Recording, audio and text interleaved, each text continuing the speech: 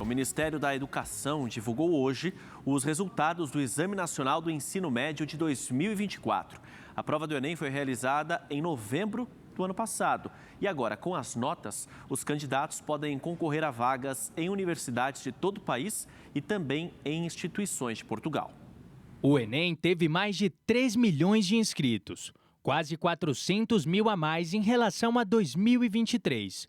Com um percentual de presença de 73,5%. Nesta edição, de acordo com o Ministério da Educação, somente 12 candidatos alcançaram a nota máxima na redação. O MEC ainda informou que na rede pública apenas um candidato teve a nota máxima.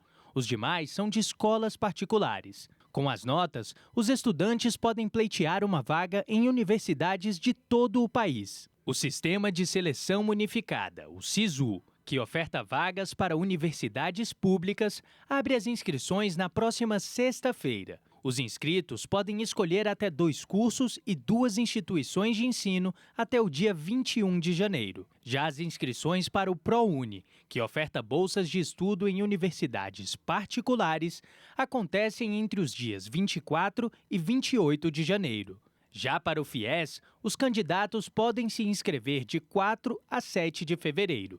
O ministro da Educação, Camilo Santana, afirmou que a pasta também pretende pagar um incentivo para estudantes de cursos universitários de formação de professores, batizado de Pé de Meia Licenciatura. O programa de pagamentos é semelhante ao destinado a estudantes do ensino médio. O que eu posso garantir é que já estará disponível nas inscrições do SISU o Pé de Meia Licenciatura a partir de sexta-feira. A gente quer construir uma cultura no nosso país de reconhecer o papel importante desse profissional. Então, amanhã será uma série de anúncios importantes, não só de programas, políticas, mas de ações importantes para os professores. O ministro Flávio Dino, do Supremo Tribunal Federal, determinou que os governos federal e estaduais divulguem normas de prestação de contas do uso de emendas parlamentares em universidades. A medida também atinge fundações de apoio e ONGs. O Ministério da Educação, a Controladoria Geral da União e a Advocacia Geral da União vão ter 30 dias para apresentar regras e orientações para promover mais transparência na aplicação e prestação de contas em relação às emendas parlamentares federais. Os estados e o Distrito Federal também devem adotar providências no âmbito de suas competências administrativas para prestar contas de emendas parlamentares federais pelas instituições de ensino estaduais e suas fundações de apoio. A decisão do ministro Flávio Dino foi tomada em resposta às petições apresentadas por fundações de apoio após o ministro suspender os repasses para 13 organizações não governamentais e entidades do terceiro setor que não adotam mecanismos adequados de transparência ou que não divulgam informações sobre a aplicação de verbas vindas de emendas parlamentares. A suspensão levou em consideração os resultados apresentados pela Controladoria Geral da União sobre 33 entidades sem fins lucrativos que receberam o maior volume e os maiores pagamentos de emendas entre fevereiro e dezembro de 2024. Na decisão, Flávio Dino apontou que muitas dessas entidades são fundações de apoio às universidades que têm sido usadas para repasse desses valores.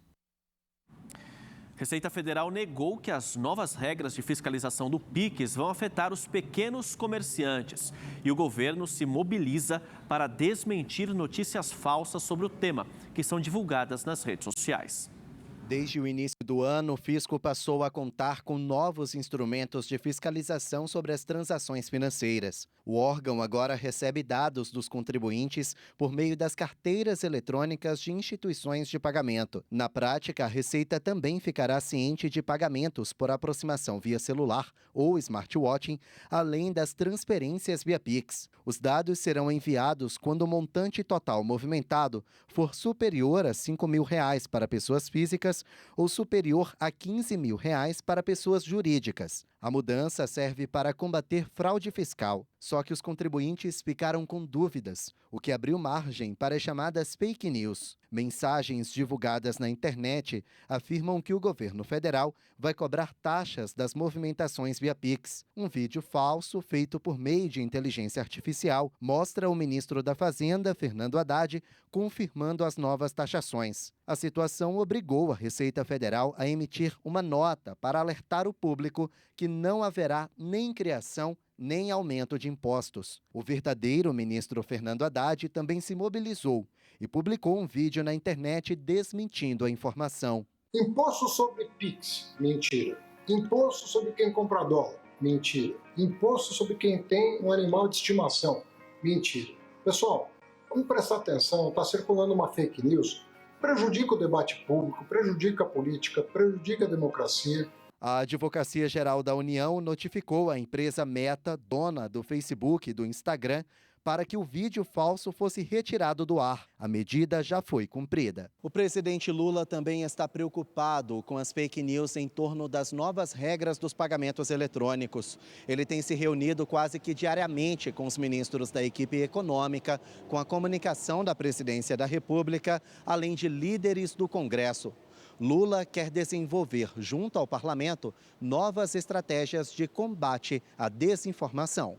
Porque tem uma quantidade enorme de mentiras, desde ontem, em todas as redes sociais, dizendo que o governo vai taxar o Pix. E eu quero provar que é mentira. E o presidente Lula destacou a importância da Caixa Econômica Federal para a execução de programas sociais no país. O presidente participou das comemorações pelos 164 anos do banco. Criada durante o Império por Dom Pedro II, a Caixa Econômica Federal é responsável por programas como Bolsa Família e financiamentos habitacionais. O presidente Lula participou da cerimônia de aniversário por videoconferência. Lula lembrou que durante a escravidão, a Caixa autorizou a abertura de contas poupança por negros, o que permitiu a compra da liberdade por alguns escravizados. Segundo o presidente Lula, a Caixa tem papel fundamental na execução de programas que ajudam a reduzir as desigualdades no Brasil. Sem a Caixa e os demais bancos públicos, nós não teríamos transformado numa simples marolinha o tsunami da crise financeira que varreu o mundo em 2008. Penso na felicidade de mais de 24 milhões de famílias livres da fome com a ajuda do Bolsa Família. Nas famílias que recebem as chaves de uma unidade do Minha Casa Minha Vida e ficam livres do aluguel. Nos milhões de estudantes carentes do ensino médio que todos os meses recebem o pé de meia e ficam livres da obrigação de abandonar os estudos para trabalhar. Foi enterrado hoje o jovem morto por um guarda civil metropolitano que estava de folga em Diadema, no ABC Paulista. O agente tentou atirar em assaltantes e confundiu a vítima com os criminosos. O repórter Felipe Brosco está ao vivo e tem todas as informações para a gente. Boa noite, Felipe. Boa noite, Gabi, William, a todos que nos acompanham. É isso mesmo, o José Carlos de Oliveira Celestino, ele trabalha como GCM no batalhão de Diadema, na Grande São Paulo, e ele estava se deslocando para o trabalho no último sábado, quando se deparou com uma tentativa de assalto, isso no quilômetro 18 da rodovia dos Imigrantes, e então resolveu reagir. E segundo testemunhas, ao efetuar esse disparo contra 2 suspeitos, ele acabou atingindo o Carlos Eduardo de Oliveira Nascimento, de 21 anos, que acabou morrendo no local. O Carlos Eduardo era filho único, tinha 2 empregos, estava cursando o último ano da faculdade. Segundo a família, ele estava retornando para casa quando tudo aconteceu. Olha, no boletim de ocorrência, o GCM ele deu uma versão um pouco diferente. Ele disse que foi ele quem foi abordado pelos criminosos e que então reagiu efetuando 5 disparos. Logo em seguida, uma viatura da PM chegou e que só então eles constataram que o Carlos Eduardo havia sido atingido. Um dos criminosos, ele relatou que o alvo deste crime, desta tentativa de assalto, era uma motocicleta da marca BMW, mas que assim que eles iam efetuar este crime, né, eles escutaram um som de disparos de arma de fogo, então correram pela rodovia, eles acabaram sendo baleados e na sequência foram presos. Agora, a Secretaria de Segurança Pública disse que houve realmente um confronto, mas que uma das armas desses suspeitos estava com a munição intacta. Claro, essas armas vão passar por perícia agora. O GCM, ele não foi preso em flagrante, mas a Guarda Civil Metropolitana de Diadema disse que afastou este policial e que abriu uma investigação interna junto à Corregedoria para, de fato, apurar o que aconteceu. Gabi, William. É isso, Felipe. Obrigado. Tem que ser apurado mesmo essas contradições em depoimentos oficiais, tanto do guarda municipal quanto dos policiais militares. Obrigado, boa noite. E o incêndio atingiu um camelódromo no centro do Rio de Janeiro. O polo comercial vai ficar agora interditado por tempo indeterminado. No olhar deste comerciante, a tristeza de quem perdeu a única fonte de renda. Uma luta de quase 20 anos. Fiquei muito triste, porque, meu Deus, o que aconteceu? Eu vou lá ver. Eu cheguei aqui, vi tudo pegando fogo.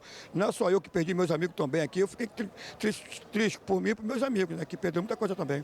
O incêndio no camelódromo da Uruguaiana, no centro do Rio, começou por volta das 10 da manhã deste domingo. As chamas se espalharam rápido e atingiram diversos boxes. A fumaça tomou conta da região e mais de 60 militares do Corpo de Bombeiros foram mobilizados para combater o fogo.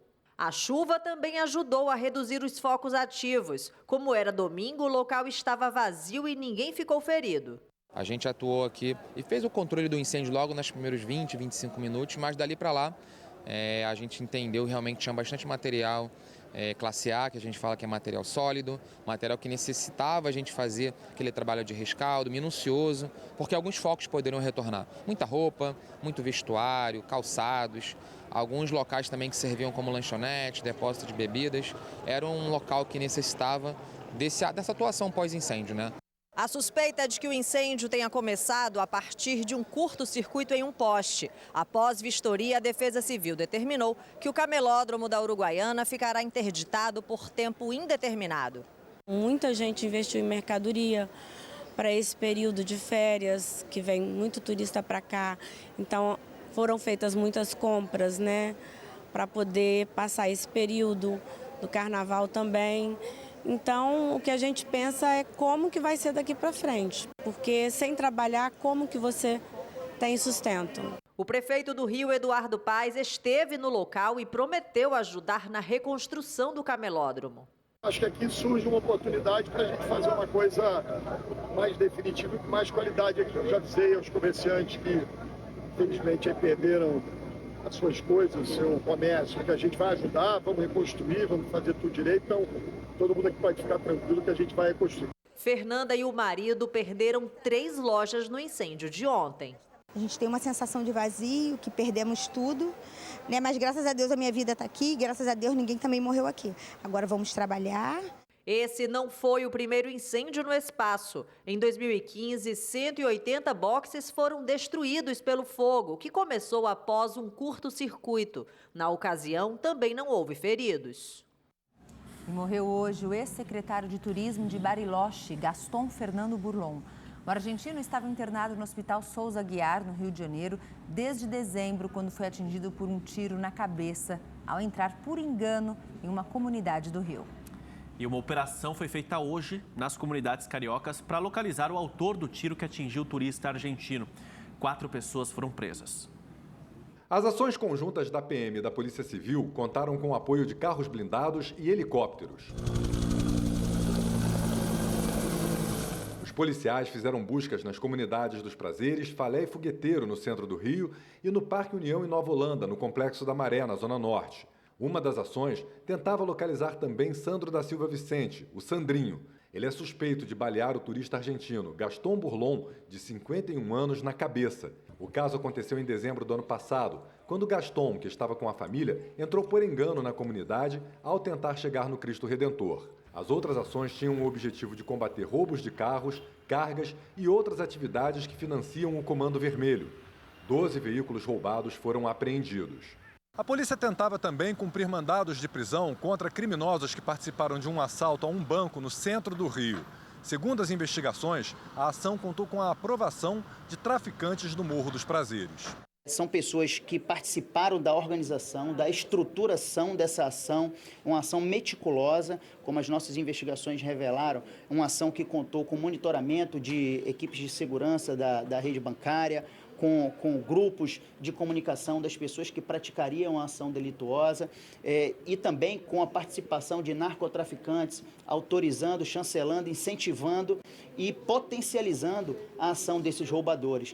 4 pessoas foram presas por suspeito de envolvimento no roubo, que aconteceu em setembro de 2023. Os criminosos invadiram a agência e fizeram uma funcionária refém. Com os suspeitos, a polícia apreendeu uma pistola, 2 armas falsas, dinheiro e uma moto roubada. A polícia ainda tenta identificar outros envolvidos na ação. Novas imagens mostram o momento do pouso do avião que saiu da pista e explodiu na última quinta-feira em Ubatuba, no litoral de São Paulo. Elas devem contribuir com as investigações do CENIPA, o Centro de Investigações e Prevenção de Acidentes Aeronáuticos, uma vez que o avião não tinha caixa preta do aeroporto e não tem torre de controle. A família que sobreviveu ao acidente continua internada num hospital particular na capital paulista. O estado de saúde dos 4 sobreviventes não foi divulgado. O piloto Paulo Sérgio Segueto morreu no local. Ele foi enterrado na última sexta-feira em Ribeirão Preto, interior do estado. Todas imagens impressionantes. E em Sergipe, a equipe do Corpo de Bombeiros localizou hoje a 3ª vítima de uma enxurrada. Forte chuva provocou o colapso de uma estrada no interior do estado. As mortes foram causadas pelo desabamento desse trecho da rodovia SE 438, no município de Capela, a 67 quilômetros de Aracaju. 2 veículos trafegavam na madrugada do domingo na estrada, quando foram arrastados pela força da enxurrada. O ocupante de um dos carros se agarrou nos galhos de uma árvore e sobreviveu. 2 mulheres e um homem que estavam no outro veículo morreram. Choveu mais de 120 milímetros na cidade de Capela em menos de 24 horas. As fortes chuvas causaram estragos em outras regiões do estado. Em Embaúba, mais enxurrada e alagamentos. Segundo a Secretaria Estadual do Meio Ambiente e Clima, até quarta-feira, o estado de Sergipe deve receber mais 50 milímetros de chuva. Em apenas uma semana, as mortes causadas pelas chuvas em Minas Gerais mais que dobraram. Foram 24. No fim de semana, 11 pessoas perderam a vida durante os fortes temporais em Ipatinga e Santana do Paraíso, no Vale do Rio Doce. O volume de chuva registrado em Ipatinga superou 200 milímetros em 24 horas, o equivalente a 200 litros de água por metro quadrado. Muitos estragos foram causados por uma tromba d'água na madrugada de domingo. Ruas e avenidas foram invadidas pela água. Carros ficaram submersos. Um deslizamento de terra atingiu 5 casas. Numa delas, estavam 7 moradores. 2 adolescentes conseguiram escapar. Aconteceu uma tragédia aqui. A água saiu devastando tudo que via, que veio, levava. No total, 10 pessoas morreram soterradas. Entre as vítimas estão 2 crianças de 8 anos e 4 idosos, com idades entre 68 e 78 anos. Os bombeiros trabalharam por mais de 12 horas no resgate dos corpos. Quando acabou de tirar, não tinha jeito mais, já estava sem vida. Não tinha jeito mais, só tristeza, né? Quando a chuva passou, os estragos estavam por toda parte. Carros foram revirados, ruas e estabelecimentos comerciais tomados pela lama. A UPA de Ipatinga ficou alagada e os atendimentos tiveram que ser suspensos. A gente espera, com a equipe em massa de limpeza aqui, que seja liberado o mais breve possível, mas infelizmente, neste momento, nós não temos condição de atender. Hoje, o governador de Minas Gerais, Romeu Zema, visitou os locais mais atingidos pelas chuvas, conversou com moradores e disponibilizou ajuda ao município. Já estamos com o caminhão da Defesa Civil chegando com kit limpeza, com kit higiene, com colchões, para darmos todo o apoio. Segundo a Defesa Civil de Ipatinga, mais de 200 pessoas estão desabrigadas ou desalojadas. A maioria recebe abrigo no estádio da cidade. Nas redes sociais, o ministro de Minas e Energia, Alexandre Silveira, prestou solidariedade às vítimas e colocou o governo federal à disposição para ajudar. O prefeito de Ipatinga decretou situação de emergência. Além de ser muita água, ainda nós temos a situação de que nos últimos 30 dias praticamente choveu todos os dias no nosso município. Choveu muito forte no fim de semana também em Espinosa, no norte de Minas. O volume de chuva chegou a 110 milímetros. O rio que corta a cidade transbordou. Mais de 1.000 pessoas foram afetadas. Aqui em Minas Gerais, 56 municípios decretaram situação de emergência desde o início do período chuvoso. Quase 1.800 pessoas já ficaram desalojadas ou desabrigadas. No fim de semana, além das 10 mortes em Ipatinga, uma pessoa perdeu a vida em Santana do Paraíso. Com isso, o número de óbitos no estado subiu para 24. E agora a previsão do tempo, Igor Silveira já aqui conosco para falar se essa chuva deve permanecer por aí nos próximos dias. Igor, boa noite. Vamos lá, boa noite William, boa noite Gabi. Boa noite para você que está em casa. Sim, a chuva continua em grande parte do país, o tempo segue instável. Agora o que chama atenção foi a chuvarada no Nordeste, viu? Na Bahia, por exemplo, a chuva foi forte, volumosa por lá, ruas ficaram alagadas, inclusive, olha, 400 pessoas ficaram desabrigadas e mais de 100 desalojadas. No Recife, a mesma coisa, choveu bastante por lá e olha, em 12 horas choveu o que era esperado para todo o mês de janeiro. Amanhã essa chuva começa a perder força, tudo isso porque a frente fria também que tem colaborado com toda essa instabilidade, ela se desloca para o sudeste e estaciona na direção do Espírito Santo e do Rio de Janeiro. No Rio de Janeiro, por exemplo, as máximas podem chegar na casa dos 28 graus durante o dia, mas entre a tarde e a noite a temperatura cai e chove por lá. Em Belo Horizonte, 26 graus de máxima, ainda com chuva forte e volumosa, que pode vir acompanhada de trovoadas. Em Vitória, no Espírito Santo, 30 graus e com chuva em pontos isolados. Na capital paulista, o dia começa com as temperaturas baixas, chegando na casa dos 16 graus. Mas durante o dia o sol aparece de forma tímida e as máximas podem alcançar 27 graus amanhã. Já na quarta-feira, 28 graus de máxima com previsão de chuva. Na quinta-feira, 27 graus e na sexta, 26 graus também deve chover.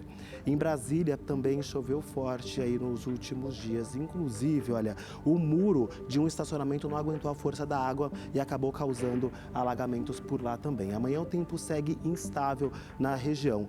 No sul do país, o sol aparece no interior do Paraná, Santa Catarina e grande parte do Rio Grande do Sul, mas ainda tem previsão de chuva nos 3 estados no período da tarde. Agora, quanto às temperaturas, as máximas podem chegar na casa dos 29 graus amanhã em Porto Alegre. No Nordeste, apesar da previsão de chuva, os termômetros registram 33 graus em Salvador. Na região norte, chuva forte e volumosa, mas com as máximas chegando na casa dos 32 graus amanhã em Manaus. Boa noite para todo mundo. Gabi, William. Obrigada, Igor. Boa noite.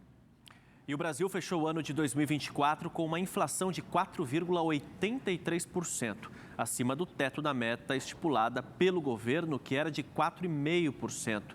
O preço dos alimentos foi o que mais pressionou o indicador. Nos supermercados, quando o assunto é preço... Tudo muito caro, não tem nada barato. O que a senhora faz para driblar aí? Eu compro o que é necessário. Um absurdo de caro. Nunca baixa, né? Você vê uma semana é um preço, você vai outra é outro preço. Então, você nunca tem uma conta calculada. Cada dia é um valor. Essa insatisfação do consumidor é reflexo da inflação que fechou 2024 em 4,83%, acima da meta determinada pelo Banco Central para o ano. O setor de alimentação e bebidas ajudou a elevar esse indicador, fechando o ano com alta de 7,69%.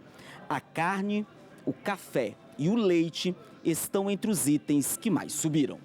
As elevações acumuladas nos preços dos grupos saúde e cuidados pessoais e transportes também tiveram impactos significativos sobre a alta da inflação deste ano. Juntos, esses setores responderam por cerca de 65% da inflação de 2024. O clima foi um fator decisivo, né, para que os alimentos ficassem mais caros no ano passado. Mas não foi só isso, nós tivemos também uma desvalorização cambial muito forte. Isso encarece o preço de alguns alimentos. A maior parte da população aqui no Brasil é de baixa renda. E quanto menor a renda da família, mais ela concentra o gasto em alimentos. Segundo dados divulgados no relatório Focus do Banco Central, as projeções dos analistas é de que a inflação suba nos próximos anos e o preço dos alimentos deve voltar a ser o vilão. As previsões para 2025 não são boas, né? Mostram uma inflação mais alta do que a acumulada no ano passado, em torno de 5% para esse ano. O maior desafio para a gente é o câmbio, né? A nossa moeda desvalorizou muito no ano passado e continua desvalorizada, né? Se a gente conseguisse, né, através de uma transparência maior na política fiscal, que é a política que fala do controle do gasto público, né? Isso nos favorece no sentido da gente ter, quem sabe, uma inflação abaixo da expectativa que o mercado financeiro tem para esse ano. E como essa forte alta dos alimentos gera um impacto muito maior no bolso de quem ganha até um salário mínimo, o jeito é pesquisar bem e continuar em busca das promoções. A gente vai tentando equilibrar, comprando o que tiver em oferta, na promoção, e assim a gente vai levando, né? E a partir de hoje, os alunos das escolas públicas e privadas de todo o país vão ter acesso limitado ao uso do celular no ambiente escolar. A nova lei foi sancionada pelo presidente Lula e o repórter Marcos Amoroso, ao vivo de Brasília, tem os detalhes. Boa noite, Amoroso. Olá, William. Boa noite a você, a Gabi e a todos que nos assistem. Olha só, esse projeto de lei que foi sancionado hoje, ele foi aprovado no Congresso no final de dezembro, ali um pouco antes do recesso parlamentar, depois de um acordo entre deputados e senadores de oposição e do governo, o que acabou facilitando a aprovação. A partir de agora, todos os alunos do ensino básico, e aí inclui ensino infantil, ensino fundamental e ensino médio, terão de seguir essas novas regras quanto ao uso do aparelho. O uso dos celulares agora ele está proibido durante as aulas, recreios, intervalos e atividades extracurriculares. A proposta até permite que os alunos andem com o celular no bolso, na mochila, pela escola, porém o uso segue restrito apenas para situações excepcionais, como emergências, necessidades de saúde ou de força maior. O aparelho também poderá ser utilizado para facilitar a acessibilidade daquelas crianças e adolescentes que possuem algum tipo de deficiência. Em sala de aula, os celulares só poderão ser usados em atividades pedagógicas e sempre com orientação dos professores. O ministro da Educação, Camilo Santana, afirmou que controlar o tempo de uso dos celulares é fundamental para melhorar o aprendizado das crianças. Depois de sancionar a lei, o presidente Lula também falou sobre o assunto. Para o Lula, a nova lei é fruto do trabalho de todas as pessoas sérias que se importam com a educação. Vamos acompanhar o que disse o presidente. Nós não estamos interferindo na proibição, estamos apenas educando de que tem lugar que é permitido e lugar que não é permitido. E numa sala de aula, se a gente quiser formar corretamente a juventude brasileira, ele tem que ir lá para estudar. Isso não vai atrapalhar nada a formação digital desse menino. Ele vai ter um momento que ele vai aprender, vai ter um momento que ele vai entrar e vai ter um momento que ele pode até entrar numa universidade e se transformar num grande intelectual do mundo digital. A organização Todos pela Educação avaliou a nova lei.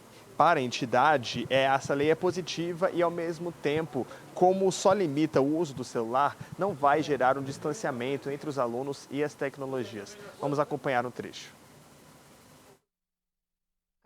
Avaliamos a aprovação dessa medida como positiva e bastante necessária.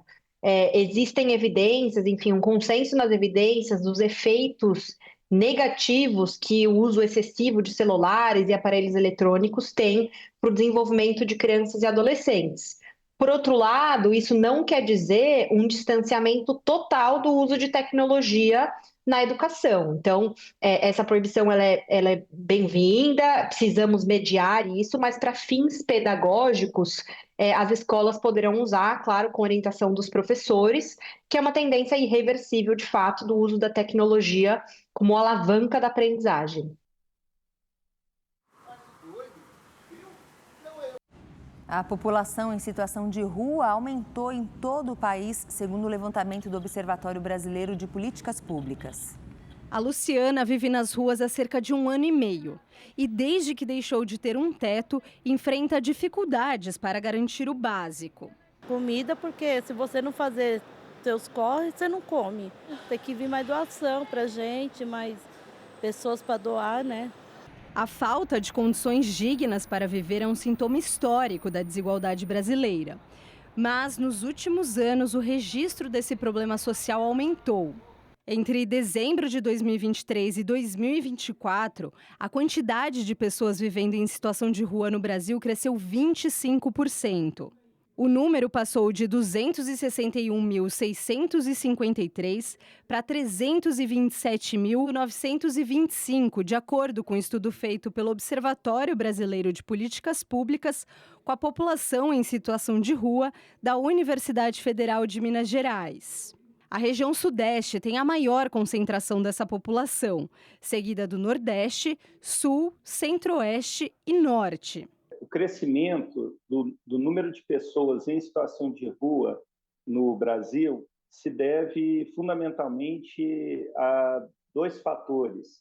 O primeiro fator diz respeito, ele é contextual, diz respeito ao próprio fortalecimento, né, do CAD único enquanto um importante instrumento de registro dessas pessoas e de acesso às políticas públicas sociais no nosso país. O segundo fator, que é mais estrutural, diz respeito à ausência e insuficiência de políticas públicas estruturantes no nosso país, e aqui eu destaco especialmente a moradia, o trabalho e a educação. Na capital paulista, cerca de 90 mil pessoas vivem a mesma realidade do Joaquim, que não tem uma casa e, consequentemente, não tem emprego.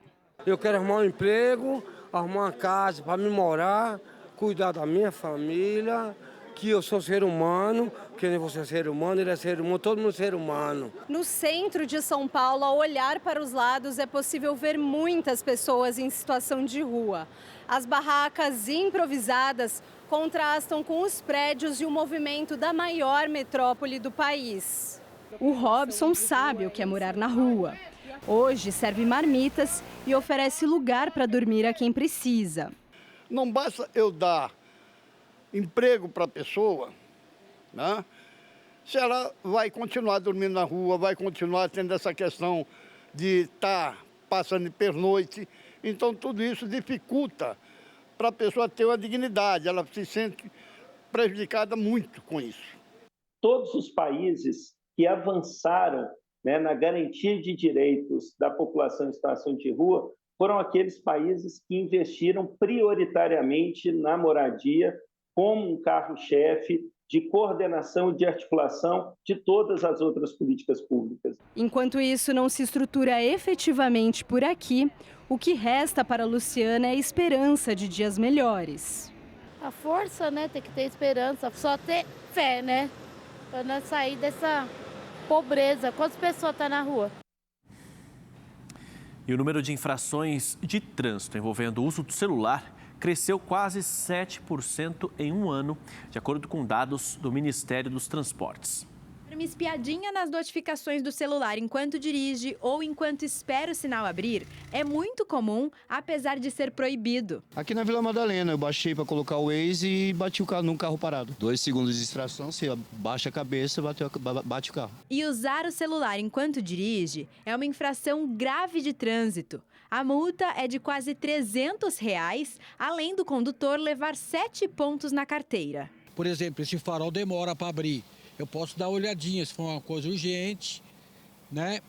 Mas para falar 100% que eu não olho, é difícil. De vez em quando uso, sim. Mas caiu uma mensagem, uma notificação, você tá de olho. Tem que dar uma olhadinha, né? E se motoristas subestimam os riscos da olhadinha rápida no celular, motociclistas correm ainda mais riscos. Ele não tem a proteção que tem um veículo fechado.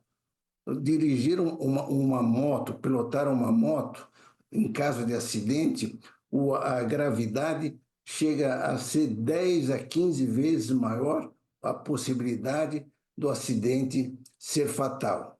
O uso do celular ao volante cresceu 6,89% em 2024, se comparado com o ano anterior, de acordo com dados do Ministério dos Transportes. É um dado preocupante, considerando que ler e digitar mensagens de texto enquanto dirige é uma das principais causas desse crescimento. Enviar mensagem pelo WhatsApp conduzindo um veículo a 80 km por hora equivale a estar dirigindo com os olhos fechados, vendados, por um percurso equivalente às dimensões de um campo de futebol oficial. Rede TV News fica por aqui. Obrigada pela sua companhia.